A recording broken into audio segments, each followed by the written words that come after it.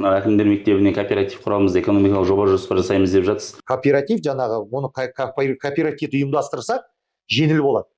Малды да өткізу, жаңағы техниканы алуға деген несиені алуға, жаңа 2,5%-ға әрбір келген адамға несие бермейді. Өздерің білесіз, қазір банк второй уровня барсаң 25%-дан сіздерге несие береді. Бірақ та оны қайтару керек қой ары қарай.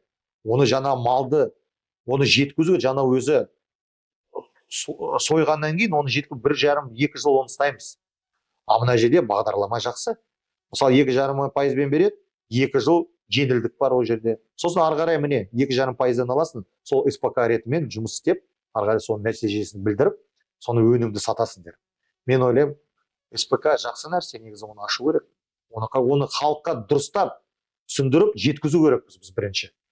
Одан қашпау керек. Ертең біз бәрібір соған келеміз.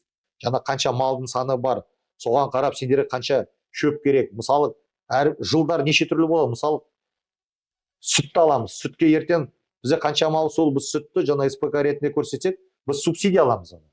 А жай қарапайым халық оны ала алмайды субсидияны. Ол жаңа ауызбен айтады, мен 1000 тонна сүт тапсырдым, соған маған жаңа субсидия бермейді. А СПК-да уже кәдімгідей уже не жүргізеді, уже контроль болады, уже полностью жаңағы бухгалтерия жүріп отырады.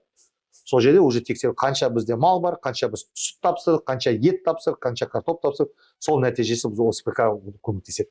Сол үшін мен айтатын, СПК ашу керек. И жаңағы біздің оқу жақсы нәтиже беріп отыр.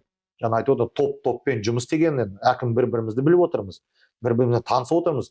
Олар өздерін білген нәрсені бізге айтады, олар білмеген нәрсені біз беріп отырмыз.